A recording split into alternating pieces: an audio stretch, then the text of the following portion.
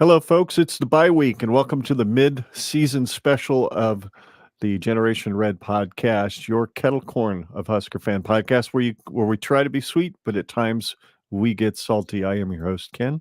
And I am your other host, Scott. It's good to see you all in the chat tonight, all one of you. How you doing, Moonbot? It's good to see you drinking a few double X's and making tacos. Oh, brother, that sounds so tasty right now, tacos. I'm having a non-alcoholic Corona. Cheers, Yeah. brother. Ding. I've got a non-alcoholic athletic. It's the Golden Wheat, which is probably my favorite one out of all of them, besides their lemon shandy is glorious as well, which mixes really well with the ginger ale. Is that like weird knowledge to know now? But that it's really good mixed with a ginger ale. I can imagine. So, cheers, Moonbot. It's good to see you, bud. Appreciate it very, very much. Yesterday, I got to spend the day at work, but I didn't have to work. I got to play in the second time I've gotten to play in the member employee tournament that they do every year, the Scramble, the Bushwood. It's now the Bushwood Travis Peltz Memorial, because one of the guys that played in it that worked in maintenance passed away from heart issues, I think, earlier this year. So they've named it in his memory, it was a lot of dang fun. I think I played a lot better than I did last year. And our team didn't get anywhere near the prizes. We finished 6 over. We just couldn't. We had 6 bogeys and we had 6 opportunities easy for birdies, and we just couldn't figure out the greens. So it's just one of those days. But it was a lot of fun. They had soul food or Southern food that they catered in from Lila Mays. I don't know if you've ever eaten there. I've heard of it. Their Nashville hot chicken is so good. You sent the family group chat that it looked yummy. Yep, it's really, really tasty. So that's what I got to do yesterday. And kind of throwing all this together tonight, guys, we're just going to be pretty chill. There's not a whole lot of numbers we're going to throw at you. We're just going to kind of go back through the last 6 games that Nebraska has played, kind of give you our review of how the season has gone, how Nebraska has looked. And we've got a few numbers. I mean, I can't not have Google Slides on the stream, so we're going to have a couple. But yeah, just diving into it and just starting right off the bat. We really appreciate, number one, all of you guys watching, and we want to make sure that you remember to follow us at Gen Red Pod on Facebook, Twix, and YouTube, and subscribe to Generation Red on your favorite podcast app to listen to the audio version of this show. And of course, all of our previous shows, including our first year, which was audio only in 2021.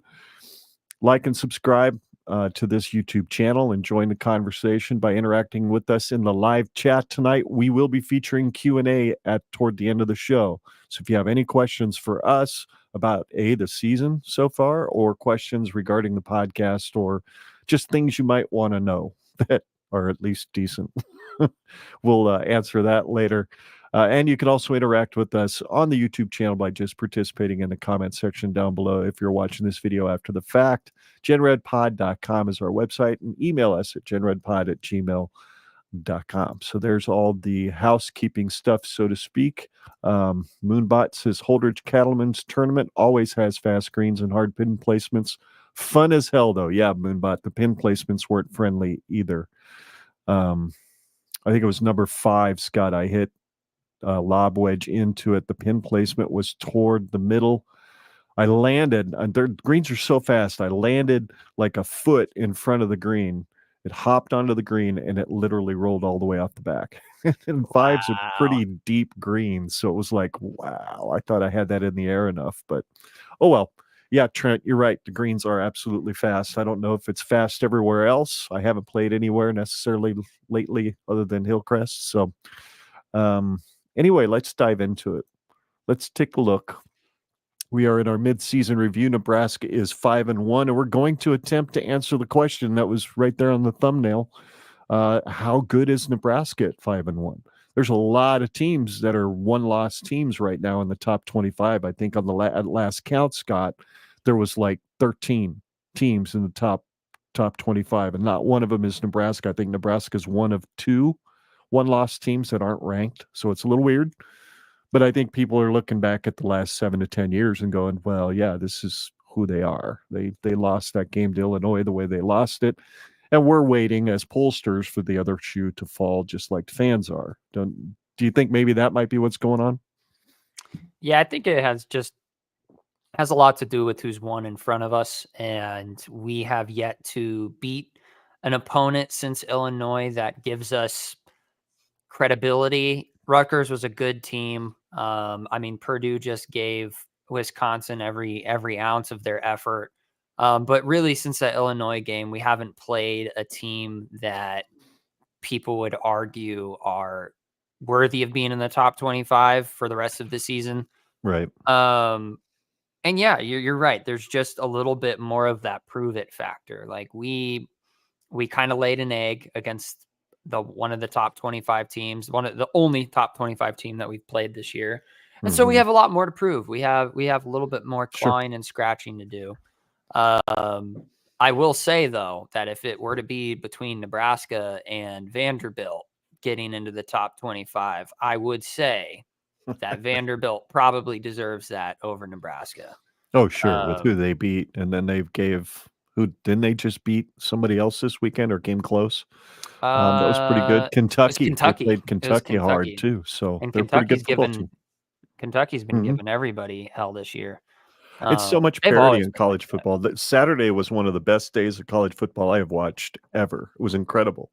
I ended up watching the Colorado game, Colorado K-State. That was a really fun game. I stayed up till freaking 1 in the morning to watch it, I but, did too. I'm right there with you. I was I really was tired wondering at because we got church. the whole, like, stream limit. I got the stream limit, Yep. notification. I was like, "Is somebody else watching something right now?" Well, it turns out it's my dad, but I was Yep. like, "There's no way somebody's up at 11:30 at night," but I guess so.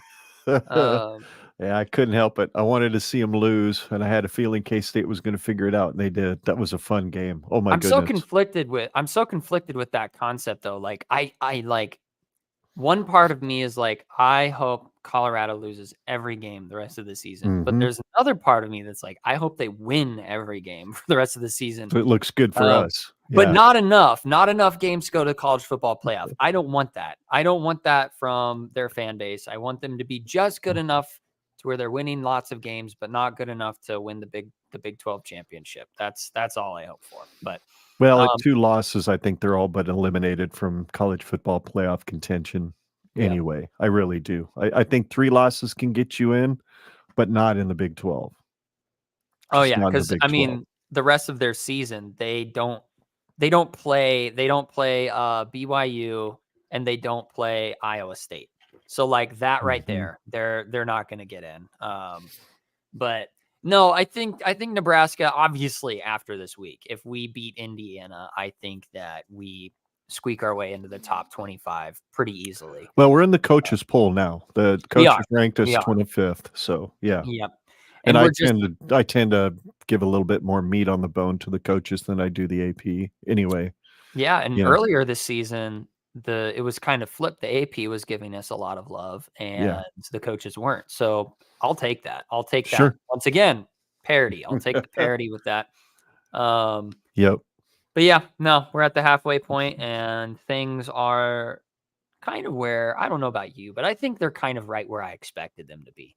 Um, Yeah, 5-1, I think, is what we had us at when we were doing our Roulette versus reality show. The yep, only different we just had the losses were different. I think we both had a win for Illinois, and we both had a loss for Rutgers. against Rutgers in Yep. the reality part of that situation. So 5-1 is where I expected.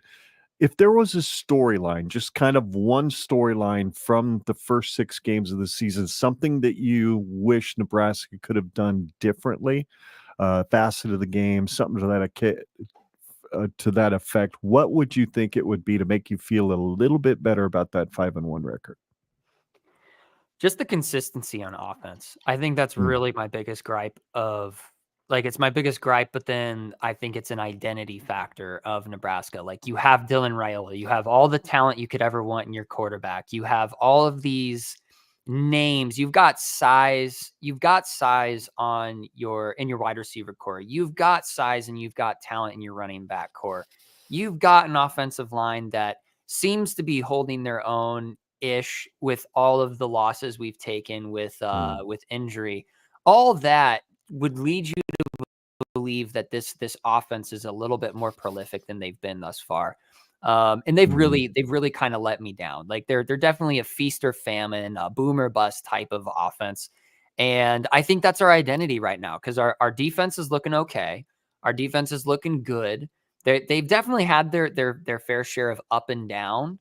But defenses they kept us in games, and then our Mhm. special teams is kind of the same old story. They haven't really improved that much. So I don't want to say that would be like an identity of this team, but yeah, at the halfway point, I would say the noticeable factor of this team is an offense that has all of the capability, but none of the production.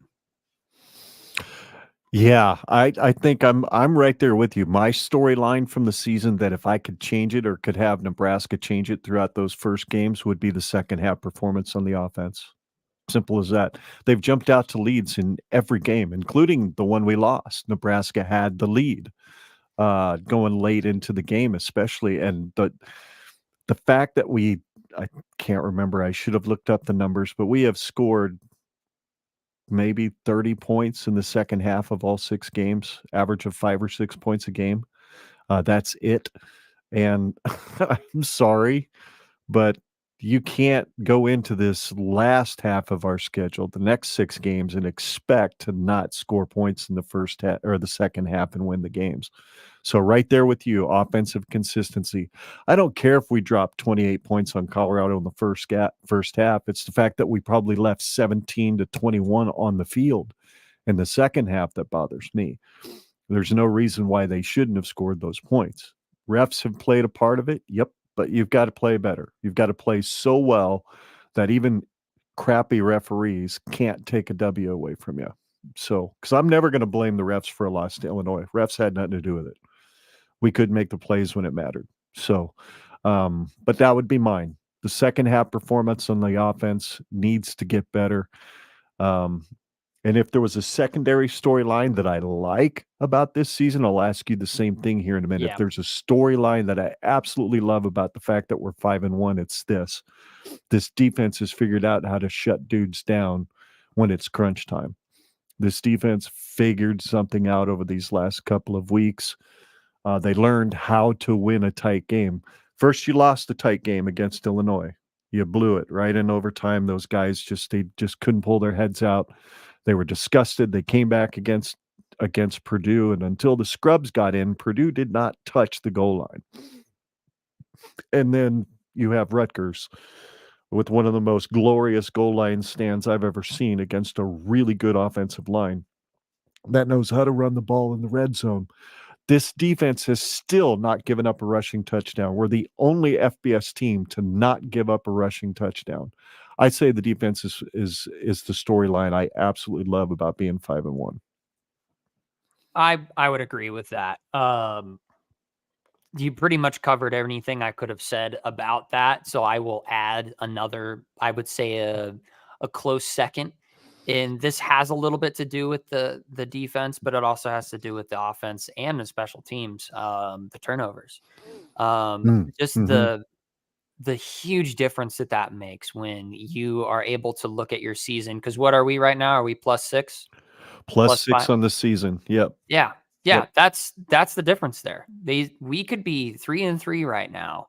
Mm-hmm. Because I think we find a way to lose to Purdue. I think we find a way to lose to Rutgers. And you could Mm-hmm. even argue we could have found many ways to lose just like we did last year. We could have found many ways to lose against Colorado. Yep. That was what kept them. That was what gave Colorado the gumption that they needed to win that game in the way that they did last year, was just because we just gave them the dang ball so many times. Yep. So I'd say that would be a highlight of the season so far, is just taking care of the dang football and Yep. snagging it up. The few Mm-hmm. turnovers that we've generated Mm-hmm. they haven't just been interceptions. There have been a few strips, and those have been really fun to watch.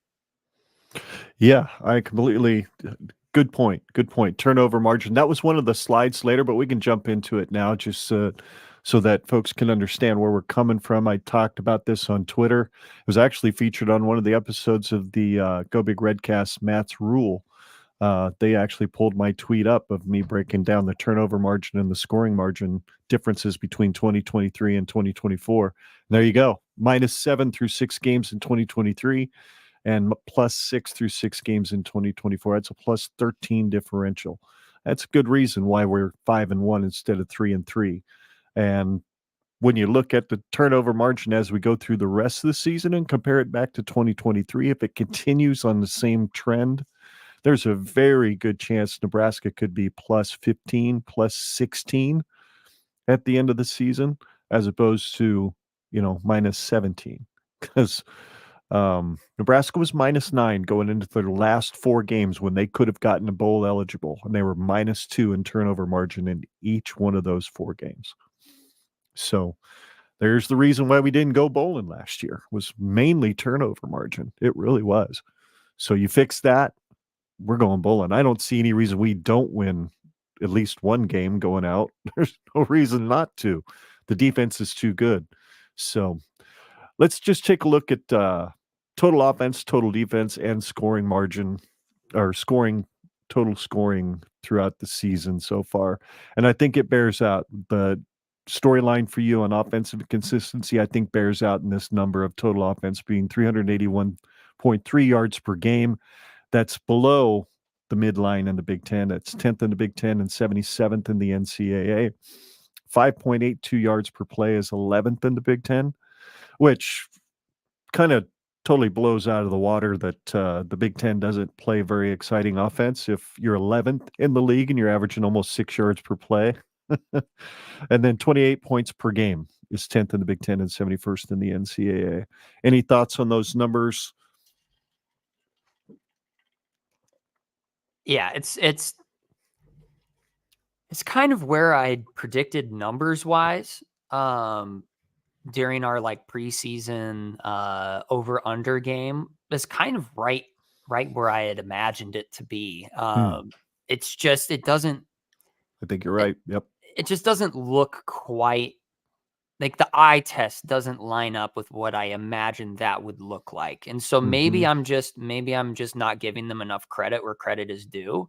But I think the eye test doesn't lie sometimes. And the eye test would tell me that this offense is struggling to put together a full game. And I think that the stats would reflect that because shoot, you give the weapons to Dylan Raiola and you give him another quarter of a second to half a second in the pocket, a little bit more. And you've got an offensive line that can more consistently generate holes for our running backs to attack. I mean, those numbers double. I think we could very, very quickly go from a mid-tier, middle of the pack offense productivity wise, and we could instantly jump into the top 25 like that if we just had like a Jeremiah Smith on our team and we just had, just an absolute standout weapon. Because right now, I think our offense, there's some guys that have done some things, but we don't have like our Samari Torre. We don't have our Stanley Morgan Jr. We don't have our Trey Palmer. We just don't have that guy that is just the guy. Like we thought it was going to be Jamal Banks. Isaiah Nayer's been doing good, but I mean, seriously, we go after the first 2 games, I thought it was going to be Nayer for sure. The way he played. So yep. But as we've watched these games, I think going to so many games in person has just really given me a no pun intended, but a bigger picture of it that, yeah, watching those wide receivers is painful. Like just the lack of explosiveness in their route running is just frustrating to see because I know they're fast enough to do it. I just don't know if they have enough gas in their tank to be able to do it all game. So yeah, that's those numbers. Yeah, it's kind of like I said, if preseason, if this were to just like be exactly how I predicted it, for some reason in my mind I pictured it to look better, but it doesn't. So maybe I just gotta take a step back and be more appreciative of where we're at statistically. Well, statistically, I looked up the over-under game, and you did predict exactly 28 points per game is what you said you'd have Nebraska at. Now, how that 28 points per game has looked has has been rather, balloon knot tightening at times.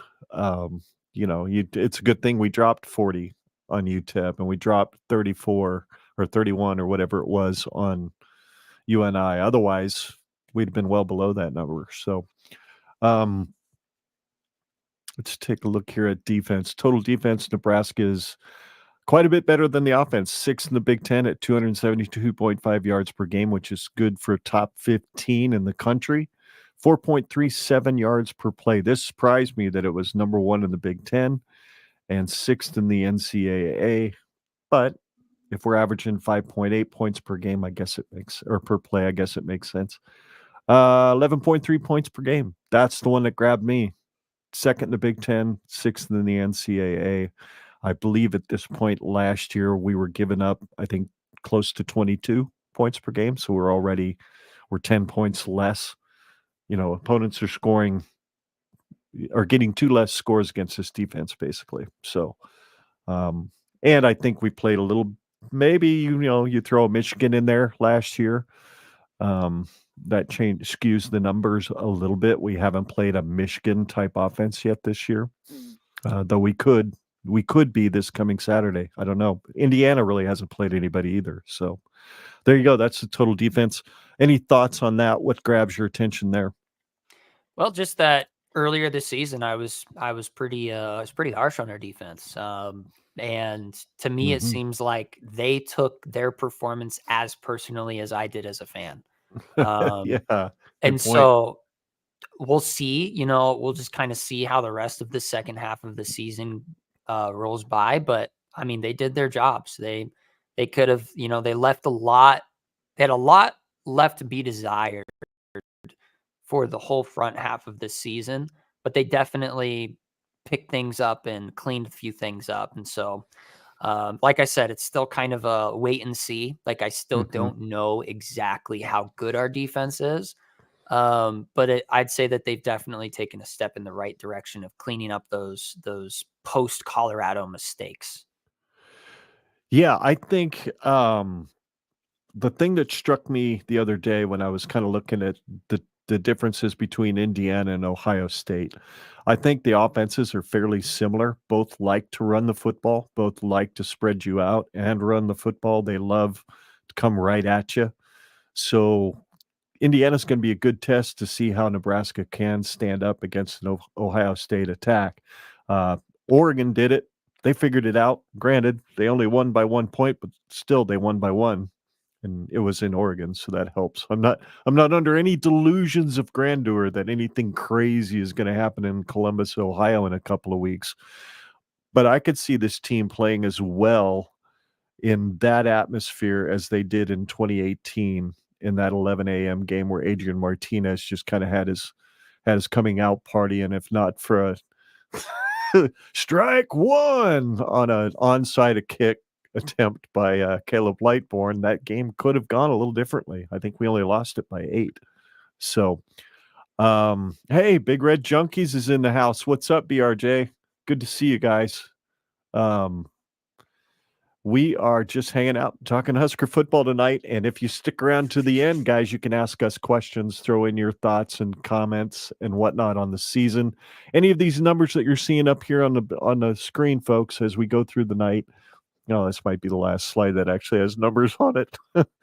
But you're more than welcome to participate in the conversation. Moonbot had some interesting things to say. Says, I would have had the O and D national rankings switched after the CU game, thinking that the O was better than the D. And I'm kind of with you. Though I believe Colorado did not score any points on the number ones. I think there was a mixture of 2s and 3s in there. So defense is overachieving so far. I don't think I agree with that take. Offense needs to get hot to end the year, baby. Hope so. But I think we're going to have to lean on that defense because I do believe a young freshman quarterback still has some lessons to learn from some defenses coming up. So good to see the Junkie Boys in here. Good to see Moonbot. Good. Thanks for participating, guys. We really appreciate it. Moving on to the next slide, which was the turnover margin, which we can park here for a second if you want. What do you think has contributed to the change in the turnover margin if you remove the quarterback from the conversation? Because there was a lot of running backs laying the ball on the ground quite a bit last year too. Do you think the staff really focusing in on this, has that made the biggest change, or have the guys themselves taken ownership of it and said, "Nah, we're drawing a line. We're not doing this anymore"? I think they've just taken use a lot of C words here, but they've taken a lot of their inspiration from their collective conscience, let's say, their culture. They have just collectively gotten on the same page. Turnovers are definitely a mental thing. Mhm. You know, it's a muscle memory thing from what I've heard from football players is that it's not something you actively think about. It's like a muscle you train. You train yourself to hold on to the ball better. You if you get into the moment, if you don't have that muscle memory trained, you relax your arms a little bit more and you're less disciplined with how tight you're holding the ball. And I just think that our culture is now reflecting the turnover margin, that our culture Mhm. has taken a step in the right direction and it is reflecting in our turnovers. Um, yeah, turnovers is a culture thing. Uh, I I don't I don't see very many great culture football teams that are really good at turning over the ball. Like it's just not that there's a synergy that comes with having a good culture and not turning over the ball. Yep. Um, so we're making steps. We're making steps in the right direction as a culture. And yeah, I mean Tony White's got this defense. He's he's he's got them ball hunting now. I think last year it was kind of let's just make that like this is a new defensive scheme. I'm the new guy on the block. Let's just get the fundamentals down. Mhm. And this year, I mean, they said it in the preseason thing. I want my guys to take the ball back. They're comfortable. They're aggressive. They've got a killer's mentality. Now we got to go take that ball back. It's not like they didn't Yep. want to make that an emphasis last year, but it's like you can't really, It's you hard to can't do when really you're flipping a culture. Yeah. Yeah, yeah, because Yeah. then you're gonna have your guys focus on too many things. Let's just focus on the fundamentals, tackling, Mhm. positioning, being able to read the offense. Like, let's Lined just up. focus on that, getting a Mhm. turnover, because that would mean, geez, I mean, think about how many times we've seen in the past with teams in the past where they're trying to generate a turnover, but then they miss a tackle, and then it ends up becoming a huge chunk play. Um, Couple of those happened against Illinois. Seemed like they were trying to tackle the football before they got the man to the ground. Yep. that's true. That's Yep. true. For sure, for sure. Let's see what I got here. Big Red Junkie says personnel, personnel, personnel, and throw in a touch of second year coaching. I agree. I agree. We've got some personnel in the game that's not they're definitely taking care of the football. They care about the football and they care about taking care of it. Moonbot says he's fully prepared for the D's statistics to take a huge hit starting Saturday. The O can't help them. It might be a rough last six. Could be Yeah, true, Moonbot, I but think I think you're right, Moonbot. I think I don't think Indiana's had to play a defense yet, really.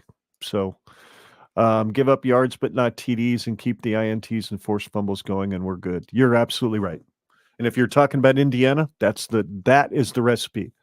That is the recipe. If we give up 500 yards of offense, but we only give up 21 points, we win the game. That's my take on it, because I don't think their defense has faced anybody either as well highly as they're ranked in the Big Ten. They haven't played with the five-star quarterback yet, so we'll see. He's going to earn his NIL money starting these next 6 games for sure. Um, let's see here. Where are we at? We're here. We're given the report card. It's time to tell you what we think of the offense and defense, ladies and gentlemen. So we'll take that banner off here real quick. All right, letter grades. I've got a B minus for the offense, an A for the defense, a D minus for special teams.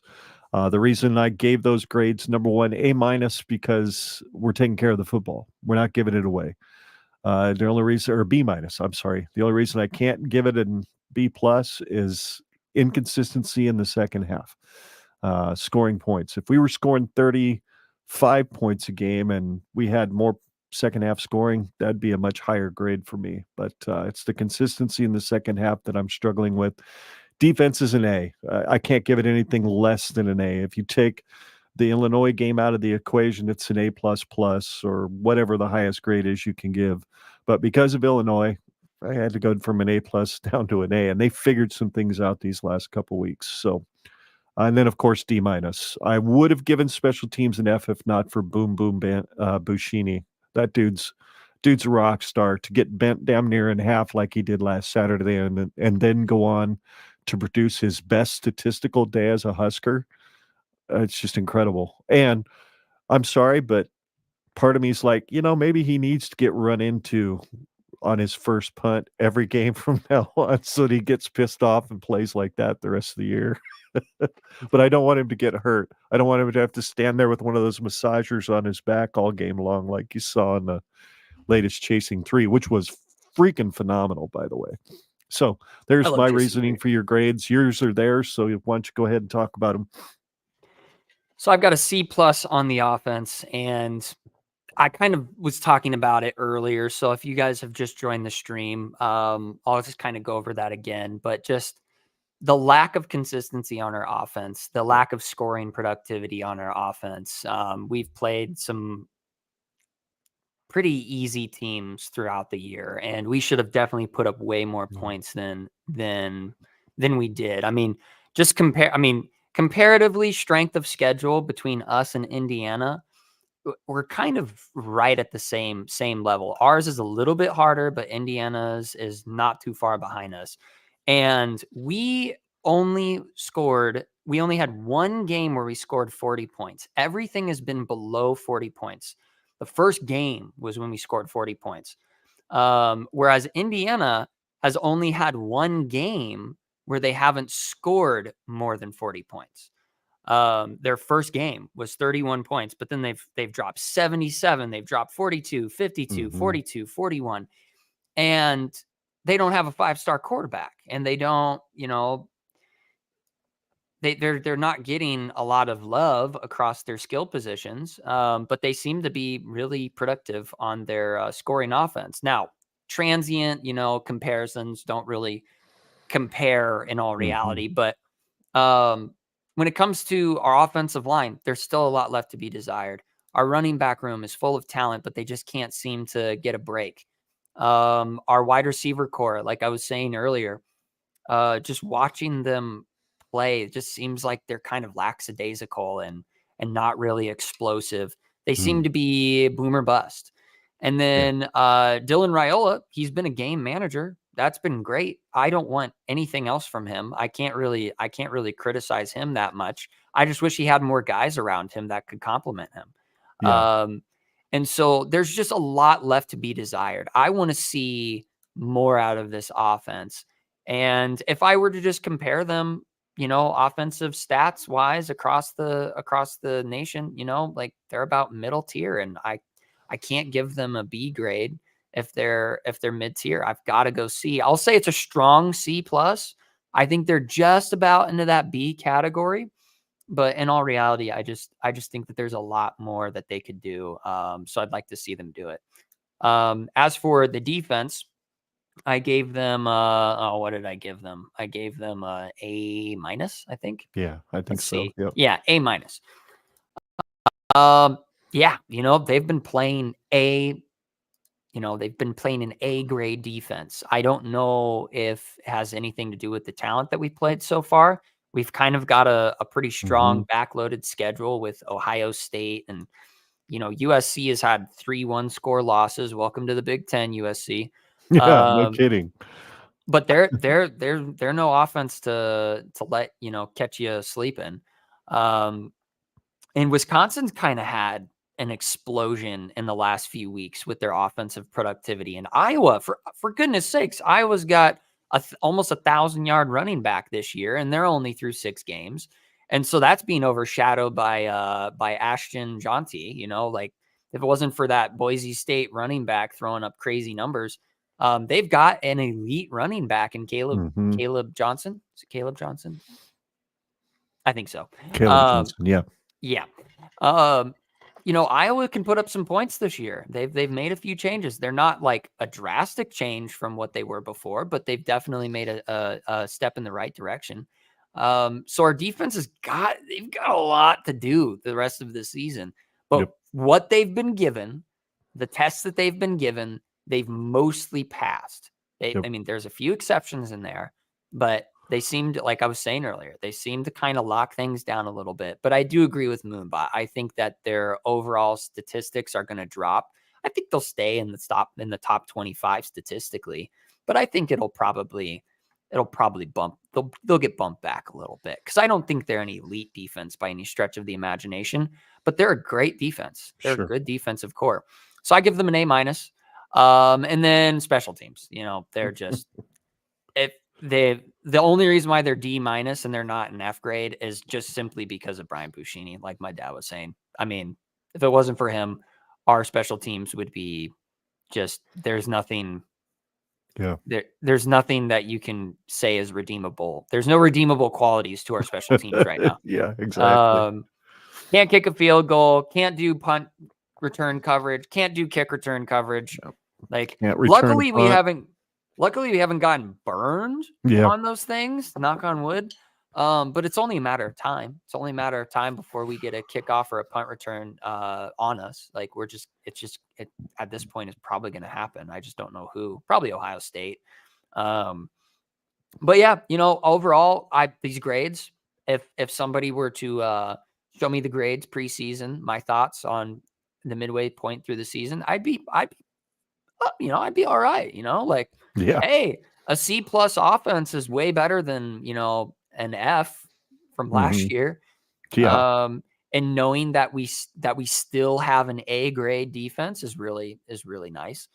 But yeah, those are my grades. I don't know if anybody agrees with those takes, but those are my thoughts. Yep.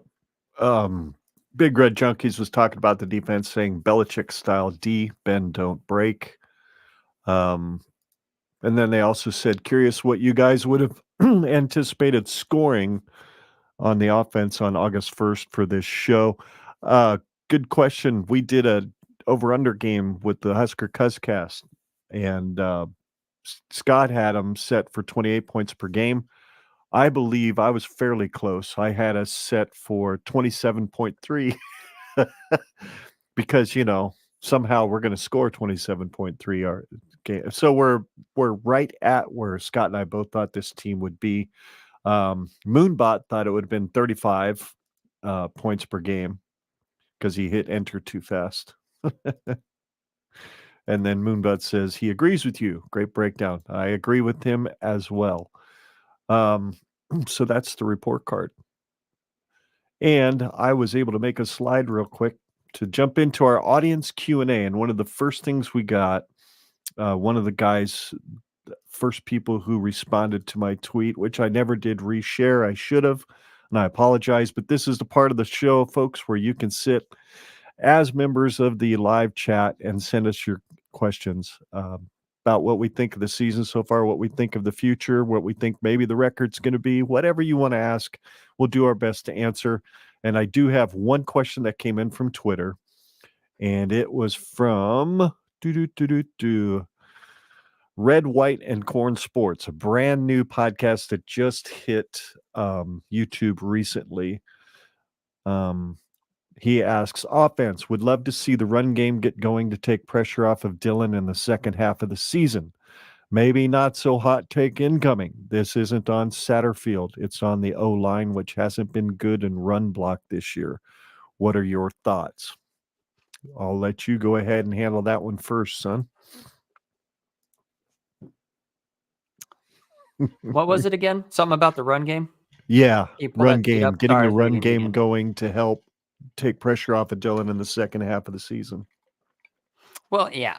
Okay, so that's what I thought it was. I got confused because I was like, wait, do they want Dillon to run? But then I was like, no, they're taking pressure off Dillon. So right, that would add pressure.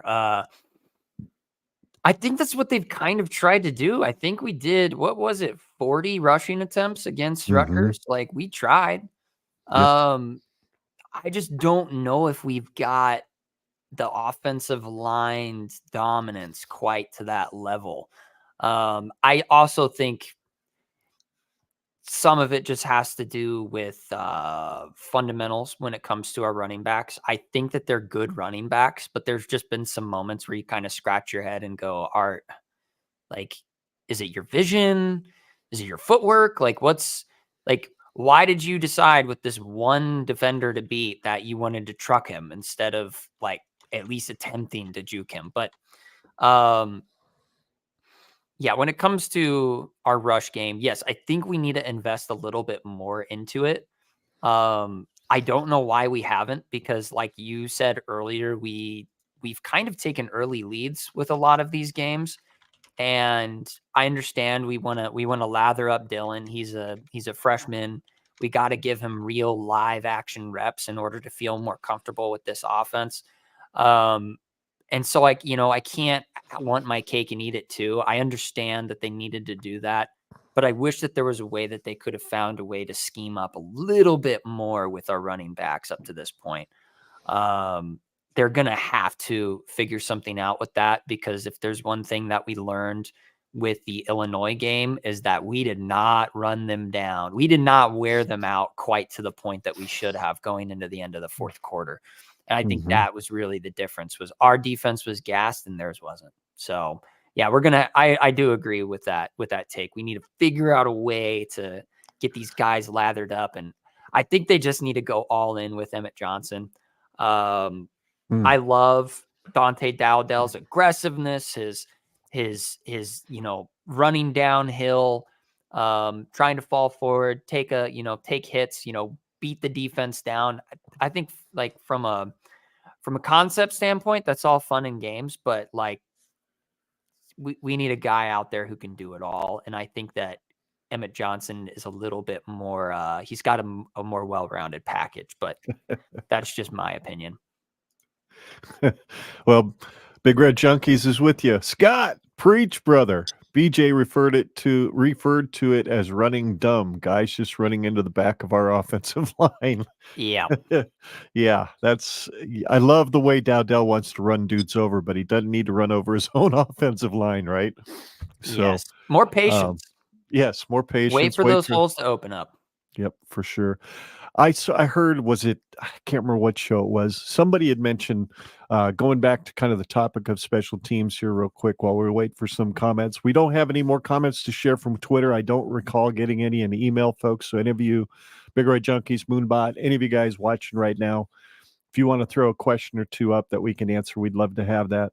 At this point, we're just going to be chit-chatting for a bit. But going back to special teams, I think it was Mitch Sherman mentioned that I hadn't seen Rule's press conference on Monday, but Rule mentioned that George Darlington from the 90s, I know people hate hearing about the 90s, but former coach from the 90s handed Rule like 8 pages of notes on stuff he could do to improve special teams. So, which Mitch Sherman also pointed out, he said, and it was not an affront to the coaching staff, and it was not taken as an insult at all. It was something that Rule welcomed.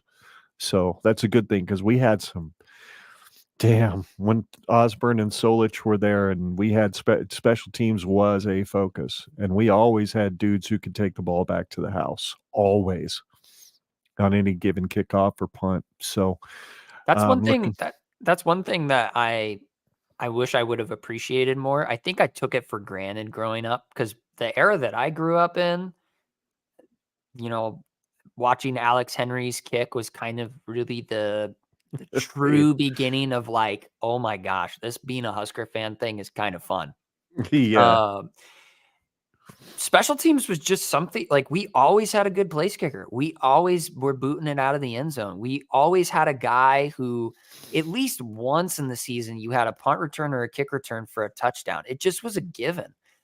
Every once in a while, I do remember there were times where our kickoff coverage was a little bit shoddy and maybe our punt return coverage was a little bit shoddy, but usually they were one-offs. It was just like, well, this season, it's not what it should be, but then it would be fixed the next season. this has been really the longest time in my young life that we've just gone season after season after season of just, can we please just have all three phases of special teams put together? Punt That'd return, be kick kind of return, cool. and place Yeah. kicking.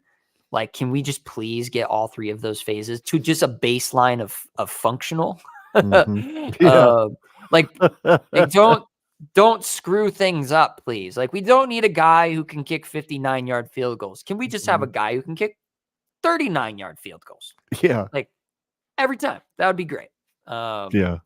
but yeah, Oh I've man. just been, in retrospect, or have been thinking back in the days, back in my day where Nebraska was winning 8 games. Well, there we go. We've got one question already. What is our record predictions for the back half? Now, I could be extremely lazy to whichever one of the big red junkies is that posts this on their behalf, but I could be extremely lazy and say, go back and watch episode 106. Dang it. I don't want to have to go through it again, but I'm not going to be extremely lazy. I believe both of us, reality wise, I think we both had 7-5, maybe 8-4 as the total record. Yeah, I think you had Moonbot. 7-5, didn't you? Yep, and And I I think had 8-4. Moonbot kind of echoes what I had thought at the time, which was a 2-4 back half. Start off 5-1 and then go 2-4 in the back half. So, which with wins over, I think ironically would have probably been Indiana and UCLA, and everything else we thought would be an L. And with Wisconsin starting to look like they have a pulse, it could be an interesting back half of the schedule. But what are your thoughts on their question there? Well, if you guys will go do us a favor and go take a listen to our last episode, you can get my overall thoughts on the Indiana game. But in summary, I picked I picked I picked us to beat Indiana with my heart, not with my head. Everything about this game makes me want to pick Indiana. Just it's more like living on a prayer, thinking that we're gonna win. Tangibly, we've got a good defense, we've got good potential on our offense, but I just think that Indiana is a more complete team as of now. Hmm. And so but I did pick us to beat Indiana. I think my score prediction was like 24-20 or something like that. So let's just assume that. Let's just assume we beat Indiana based on my thoughts. So we're 1-0. I think we lose to Ohio State. I think we beat UCLA. So that's now 2-1. I think we lose against USC. And then I think between Wisconsin and Iowa, we can pull one of those off. Do I think we will? Well, like you said, Wisconsin seems to be getting a little bit spicy right now. So I'm less and less Mhm. confident with Wisconsin. The fact that Iowa is a rivalry game, I don't care how good Caleb Mm. Johnson is doing. I don't care the fact that Iowa is always going to have a good defense. All the things that make Iowa doesn't matter to me because it's going to be a one-score game. Um, yeah, if I had to pick between the two, unfortunately, I'd say we probably win against Iowa, just because we can't seem to snap the curse of losing to Wisconsin. So I think Mm. 3-3 is totally reasonable. I think that's completely reasonable. But I could totally see a route of going 4-2. But I could also see, like with Moonbot, like if I'm being completely logical and just looking at it with no emotions involved, I think 2-4 is probably the most realistic. And that kind of lines up with what you were thinking preseason, Yeah. 7-5. And I can't, beggars can't be choosers. We haven't been to a bowl game since I was like, still in the Marine Corps. Like that was a Yeah. long time ago. Yeah. And so like get me to a bowl game. I can't complain too much, but yeah, I'd prefer eight and 4. I'm gonna be selfish and say I'd love 7-5 because that gives us a really good shot at one of the bowl games in Arizona. Hey, that'd be nice. I I know good places to stay down there, and we've got a line on some decent verbos down there and families down there, and it would just be a lot of dang fun to be able to go to Arizona for a bowl game. Big Red Junkies has another interesting question. He asks, "What are our top 3 most winnable in the back half, ranked easiest to hardest?" Hmm. Um, Easiest one for me, I think, on the schedule remaining would be UCLA. Would we agree on that? What do you think? Yeah, I think they're definitely the I hate to say easiest because it seems to bite us in the ass every time we make those I know we things. do. That's a winnable game. That's Thanks, winnable, Scott and then we Frost. crap the bed. It's like, it's our fault. Oh, it's Sorry. Indiana. Speaking of, that was that Indiana game. They took that personally. But Yeah, no kidding. No I'd say kidding. UCLA. I think that the next most winnable game, I'm gonna have to go USC. I'm gonna have to go USC just because they seem to be kind of they've got a Kicking lot of like this. talent. They got a lot of talent, but Yeah. I think going into that end of the season, like They're getting beat up. if we are, let's just say we lose to Indiana, we lose to Ohio State, we beat UCLA. I mean, we could be a team that they overlook. Yeah. They're gonna think, oh, it's Nebraska, the team that historically we've kicked the crap out of in the last, 2 or 3 decades. Yeah, I'd say USC, and then probably it's hard to say Indiana. It's hard to say Indiana because everything about them right now makes them a better team, quote unquote, than Wisconsin and Iowa. Mm. But historically, Wisconsin and Iowa was always a harder team to play. Mhm. So Okay. that one's hard. I think Yep. it's a 3-way tie. I think it has to. I mean, if you had to bust my balls for it, I would say that it would be UCLA, USC, and I'm just going to have to go Indiana. I'm going to have to go Indiana just because, like I said, culture-wise, Wisconsin and Iowa are they're just in a different tier. So which one of those 3 is the hardest one to win, do you think? Is it USC? Go in there?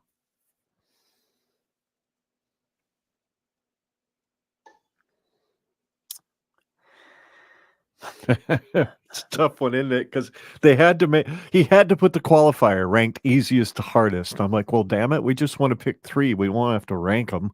It's hard right now because I've got the same 3 the teams, but context. I would rank UCLA easiest, Indiana second easiest, and USC the hardest. That's how I would rank them because those are my 3 teams. Yeah, I think I'm right there with you. Because just the talent of USC playing in the Rose Bowl, just everything around it is it's still harder. USC game might have Snoop and Mahomes there. Probably. Leave it to Moonbot to know Snoop was going to be somewhere based on a previous comment he made. Hey, Snoop likes going places and seeing things Yeah, and that's doing right. stuff. That's right. Snoop used to do a lot of USC games back in the day when it was the Pete Carroll show. So at least that's what I remember anyway. All right. We don't have any other questions in there. Is there, yeah, made Moonbot laugh. See, that makes my night. Anytime I can make Moonbot laugh, it makes my night. And for those of you who are listening to this podcast after the effect on podcast app, we go through the live chat on our live stream and we throw some of those up on the screen and comment on them along the way. So if you ever hear us talking about weird names, those are the weird names we're talking about. So Big Red Junkies are great dudes. They've got a fantastic show, one of the fastest growing ones I've seen in the last few months, and what they put out a lot of great content. So make sure you're subscribed to them. Don't subscribe to Moonbot. I'm pretty sure most of his videos would be rather inappropriate for young viewers. I don't even know if he uploads anything on YouTube. No, I'm sure he doesn't. He just likes to hop in and bug people who live stream about Husker stuff. There you go. Great one, Moonbot. Who do you think the MVPs will be for the second half of the season? Are we talking both sides of the ball, Moonbot, or are you thinking just an overall MVP for the team? I think both sides of the ball is not a bad idea. Yeah. Man, I'm going to go way out on a limb here, and I'm thinking Thomas Fidone is still getting ready to make some noise. I'm going to give him my offensive MVP, and then defensive MVP, beyond a shadow of a doubt, is going to end up being Ty Robinson. He's only getting better every single game. I want to say Ja'Cory Barney. He seems to be the most athletic weapon that we have on offense. Yeah, I'd say Ja'Cory Barney. And then as on the defense, yeah, I mean it's got to be Ty Robinson. I mean you could argue Nash Hutmacher. We've definitely got some dogs there that are gonna continue to make waves. But as for like, yeah, I think Ty Robinson's just gonna be the guy that we just see the name called most consistently stat wise. There's a lot of guys though that I'm just loving. I'm loving just the storylines of Yeah. our defense. I Let mean, me ask you. honorary black shirt, Brian Buschini. Sure. You Yeah, he know, just got one. They yeah, just gave him a black shirt. Him and Sierra Wright both got black shirts. At the request of the defense, by the way, for Buschini. yep, At the request of the players went to Rule and said he needs a black shirt. I'm like, that's pretty damn cool. Piggybacking off of the MVP for the second half of the season. And by the way, thanks, Moonbot. Of course, they're good choices because I made them. yes. Going into the second half of the season, if you're going to pick a freshman on either side of the ball that you would name as your freshman of the year for the Huskers, for offense and defense, who would it be? I mean, you got to go Dylan Raiola. But if it wasn't Dylan Raiola, then it would have to be Ja'Cory Barney Yep. On offense. Yeah, because Gunnar Gatula, he's a redshirt freshman this year, so he's not a true freshman. And then on the defense, Vincent Shavers is a true freshman, right? Yeah. Yep. So then I'd have to go with Vincent Shavers. Yeah. What a dog. You're right there with me. I would have probably said Dylan Raiola or Ja'Cory Barney for freshman of the year. Or as Dave says, Dylan for everything else. Unfortunately, he doesn't play defense the other Dave, but that's okay. And I would have said Vincent Shavers Jr. too. He's been on the field a lot. And he's made enough of an impact that his teammates said, yeah, if Jamari Butler wants to go back to wearing number 10, you get to wear his number 1. That says a lot. That says a whole lot for what he's doing. So excited for him, excited for the future of what it looks like with young Mr. Shavers being a part of it. And his dad is extremely active on Twitter, Vincent Shavers Sr., so he's always looking at posts and things that talk about his boy, and he loves to watch these podcasts. From what I understand, he'll comment on them too. So, Senior, if you're watching, we love your boy. We're really, really looking forward to seeing what he does for the rest of the season. McGahee, that's a good one, Moonbot. Yep. I agree with McGahee as well. Met his dad saw his dad, stood next to his dad, and tried to talk to him for a second when we were at the open practice earlier this summer. That dude's still big. He was a running back for Miami, I believe, the year that they kicked the crap out of us in that Rose Bowl in 2001 to win a national title. So, big dude, great NFL running back. I think he just struggled with injuries, but his son is a hell of a linebacker. So, let's see. We have anything else? Anybody else have a question they want to throw in the chat real quick? We'll get ready to wind this thing down. We're right at about an hour, which seems to be about the level of my ability to speak coherently. Not that I usually speak very coherently for an hour, but it exponentially drops post 1 hour. I'm trying to think of a question I'd want to ask myself. Because they're not really questions, they're more just like general statements. Like one of the things that I keep thinking about is like, when are we going to get like a truly explosive play? Like one that is just, we're backed up and we just get a dude just wide open and he goes 90 yards for a touchdown. Or Emmett Johnson just absolutely threads the needle in a hole, makes a few guys miss, and then just boom, off to the races. Like we haven't really seen that this year. And so I guess my question that now has been formulated from that, like if we were to see a play that would go 60 plus yards for a touchdown, who do we think it would be? Like, who do you think would be Ooh, the that's a guy good to do one. that? 60 yards for a touchdown, receiver or running back or anybody? Anybody. Anybody. I'd say Barney would be the top of my list for something like that. That's Like on a kind of what I'm thinking. like an end around, jet sweep or one of those touch passes where he's coming in motion across in front of Dylan in the shotgun and he just touch passes it to him after he gets the snap. Kind of I like could see that. Maurice Washington, Yep. circa 2019, I think is what it Yep. was, where he had that running across the sideline or running down the Ooh, sideline that's a for a good touchdown. take.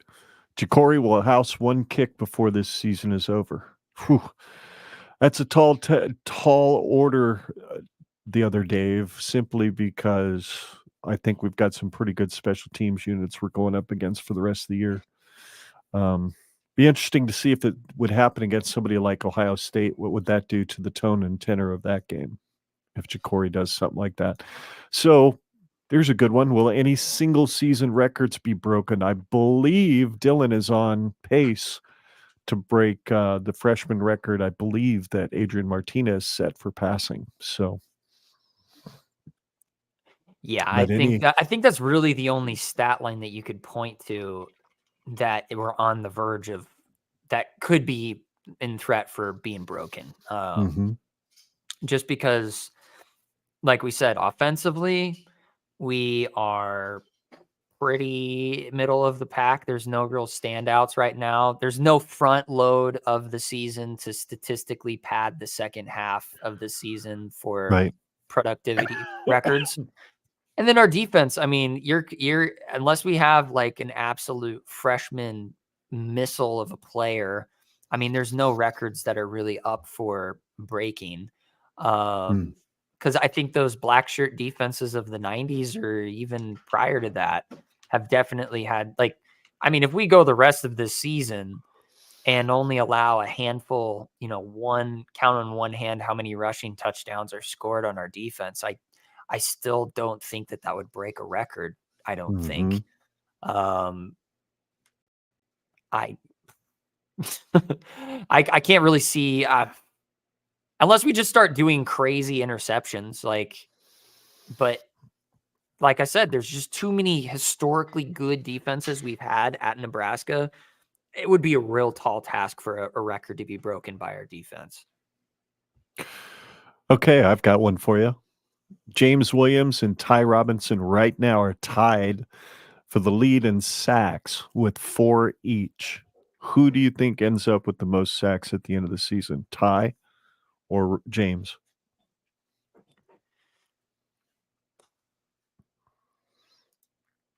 I'm gonna go Ty Robinson. I think that's the right choice. I want to say James for the like the only part of me that wants to say James is because right now he's at that he's at that fork in the road where he could take this momentum that he's got with his productivity and just explode and have just a standout season, or he could kind of sizzle out and just be I hate to say sizzle out because it sounds offensive, but what I Right. mean is he just goes back to a baseline of being a productive player that does his job. So yeah, I'm gonna have to go with Ty Robinson because the upside of Ty is it's just so high. He's steady. He's steady. Moonbot disagrees. He says James Williams. I could see James Williams a path for him to get there too, especially coming up a couple of games where they're going to throw the ball quite a bit on a couple of these offenses. So he's probably going to be in on quite a few pass rushing opportunities. I just like the steadiness of Ty. It seems like he gets through in a big moment in the game and turns some momentum. So I like to see him to continue doing that. Oh, I have one more question. Yep, go ahead. What do you think offensively? What is like I said earlier in the podcast, our highest scoring game that we've done offensively is against UTEP, where we scored 40 points. Do we Mhm. have a game on our schedule right now that we can Ooh. score 40 points again? And then if people in the chat, if you guys want to chime in on that, because I mean, looking at it, you could say UCLA. Mhm. You could say UCLA, and I think if this game upcoming against Indiana turns out to be one of those just crazy shootouts, it could totally be Indiana. The other Dave says UCLA. He's right with you. I'm with you too. I think most likely game to score 40 points is UCLA. That for me is it's just the most likely. It's at home. UCLA is not real keen on stopping the run. It's going to be cold, so stopping the run in the cold is no damn fun. And I have a feeling we should have fun with that. And I think you're dead right. I think the other one that's most likely is Indiana. It just is. I think it's a game that's a shootout. It's good chance it's a shootout. So, and if it is, and we score 40 points and we don't win, then I'm going to be concerned about the defense. So, that was a good question. I like agree. that question. Is there a game Nebraska's given up 31 points to Illinois? That was the most point total they've given up this year. Is there a game that you see that they give up more than that? And it cannot be Ohio State. I'm gonna say no, I can't say that. Well, I mean, it'd have to be Indiana, Okay. because I think if we're scoring 30 plus points, I don't see any reason why they're not scoring 30 plus points. I know that that's an arguable point to make. I'm gonna go out in left field and say Iowa has the potential to score more than 31 points with Caleb Johnson. It's a good offense. Yeah. Better offense for sure than it was. And it doesn't matter how good our defense is. You know, last year, what was the score? 13-10 or something like that. That was something. But I think I think this is just a year where the Iowa game is just going to be a higher scoring game. I don't know why. I just have this feeling it's going to be a higher scoring game. Their offense is a little bit better. I think our defense is going to have a harder time against Iowa's offense this year. Don't ask me why, because then I'll just go down the rabbit hole of why I think that. And I don't want to waste too much time just talking about that because it's so far ahead. But I'm worried about Iowa. Yeah, going to Iowa, it's going to be a night game at Kinnick. It's just going to be a bloody There's some weird voodoo that happens there at night. That's just no fun to deal with. So, the other Dave is right. Ohio State could boot stop us. That is for sure. But we're picking games that the other team could score 31 in, not named Ohio State. And I'm with you, Scott. I'm kind of in the Indiana could be that team.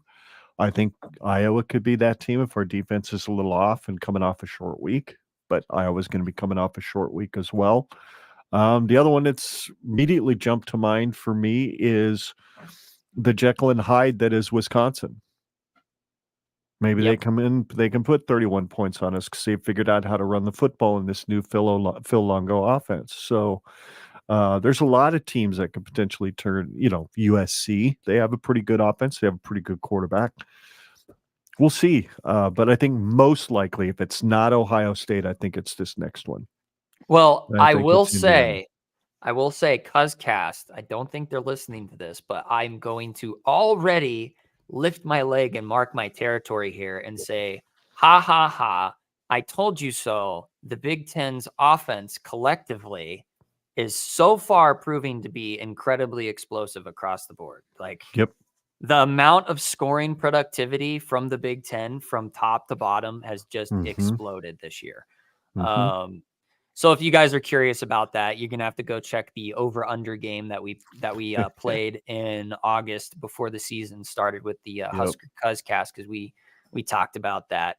I do have one more question. This is another fun one. If there's any team we could have played this year in the Big Ten that you would have loved to play, who would have it been, and who would have you swapped them out with? Of the new teams you talking about, or just Big Ten and anybody? I would love. Good question. Really good question. I would love to have had another shot at Michigan. I'd Michigan. easily swap out going to USC and go to Michigan instead. They're so beatable. They're so beatable. So Yeah, they're kind that of would be mine. they're pretty. They took a huge step back. It's amazing when you can't cheat how pedestrian you look. Yeah. I loved watching Connor Stallion's interview Mhm. that he was just talking about what he was doing, his methodology, his. Mhm. I mean, there's a lot of things that we're kind of cheating, whatever, but the amount of competence that man has and his ability to understand like game analysis is just Sure. incredible. He's going to be a useful tool to whoever takes the PR disaster of hiring him as an analyst. But I would say I want to say Minnesota. Ooh, I would love to take Minnesota and put them on our schedule and drop somebody like UCLA. Purdue, UCLA, something like that. Just because I know that there's guys on our team right now that just would love nothing more than to beat the crap out of Minnesota. Because when was the last time we beat them? Yeah. Wasn't it Scott Frost's first win? Yeah, No, that was 2018. Illinois. Was that Illinois or was that No, who it was our was first win? Minnesota was our first win in 2018, and I think Yeah. that's the last Okay. time we beat them. Yeah. Yeah. They've rowed our boat for Yep, the they last. smoked us in 2019, then they came in 2020 when we were middle of COVID. They had 32 players they left at home who had COVID, and they came in and freaking beat us. I was like, And beat us "Oh," handedly too. I'm like, It was "I like don't think." 31-3 or something like that. It was Yeah, stupid. it was painful. It was painful, but, yeah, I'm not sure what Moonbot is referring to here. Maybe you do. He says, "I'm loving this, pretty much the podcast version of A Midwest Goodbye." Oh, because he's talking about like, you know how mom is, like, oh, we're getting ready to Oh, leave. The podcast is almost over, but then we're going to talk for another 30 yeah. minutes about all sorts of random stuff. It reminds me of, have you heard the Average Joe's Sports Show at all that Schmitty does with Bill Dolman and Gary Sharp and Elijah Herbel? No, I haven't. It's every time Schmitty tells them at the beginning of the show that he's got stuff to do in like an hour, hour and a half, he's got to cut off early. They start the whole one more thing deal at the end. One more It's like, thing. it'll be like, well, guys, this has been a great show. Wait a minute, Schmitty, I got one more thing, and it's like another 10-minute conversation. So yeah, that's kind of what we're doing here. It is the Midwest goodbye for sure, Moonbot. It happens in Arizona too. I grew up in Arizona, and I remember we'd go to church, you'd start saying goodbye to people in the foyer of the church, you'd get out to your car, and suddenly you're parked next to one of your friends, you start saying goodbye to them. 20 minutes later, you're still in the lot's empty. So yeah, it's nothing new. It's just human interaction, I suppose, does that. But this has been fun. This has been one of the more relaxed shows we've done.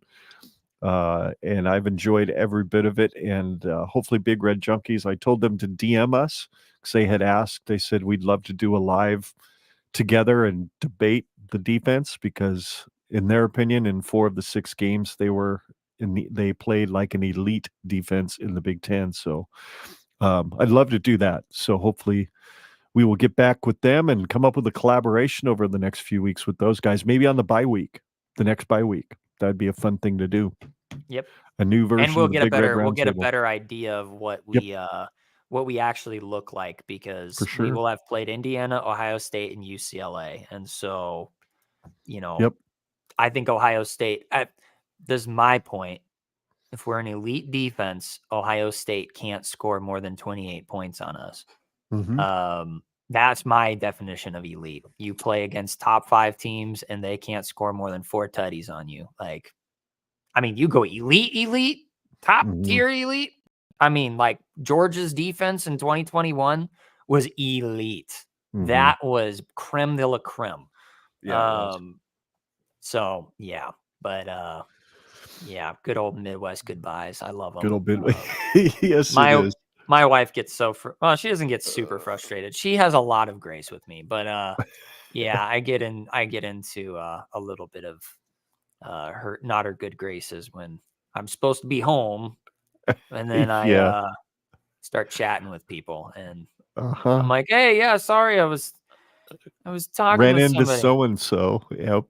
Well, it'll just be random people. It's just Yep. like Facebook Marketplace. I'll sell stuff to people, and like one day, I went to go buy a tent from some old lady, and we got to talking about her plants, and she gave me a whole tour of every plant she has in her house, and then she ended up giving me a plant. So that was nice. But That's yeah, Nebraska nice for you. Yep. good times. Podcast version of the Midwest goodbye for sure. For sure. Well, you know where to follow us, folks. Gen Red Pod on Facebook, Twix, and YouTube. And subscribe to Generation Red on your favorite podcast app to listen to the audio version of the show. You can like and subscribe this video. We'd really appreciate it, especially if you're watching it on demand after. Leave your comments down below on what you think of the topics we talked about on this show. It helps this show get pushed out to more folks to watch. GenRedPod.com is where you find our website to watch all these old podcasts as well as listen to all of our old shows. Send us an email at genredpod@gmail.com. We'd appreciate hearing from you, and we really appreciate all of you watching. You're not on Twitter, I know, so I'm not Nope. going to ask you again. Great show, says the other Dave. Appreciate it very much. Moonbot says, thanks, gentlemen. Great show as always. GBR. And yeah, go Big Red, folks. We appreciate you. He's Scott. I'm Ken. Together we're Generation Red. And we're here to chronicle Nebraska's inevitable to return to college football greatness, one podcast at a time, because there is no place like Nebraska. And Iowa's corn sucks more than oh crap, I didn't even think about this one. It sucks more than getting a random tickle on your nose, and you think Oh, it's from like a facial hair or something, but it's not, and it's not a nose hair like we discussed last week. It's just a tickle, and you can't locate it, and you can't fix it, and then it's just there for hours. yeah, that's usually a booger that won't get out of there. Dried booger just flopping in there and it whistles. It's always fun. Yeah, Iowa's corn sucks about that bad for sure. Thanks a lot, folks. Go Big Red. God bless, and we'll see you next week. Go Big Red.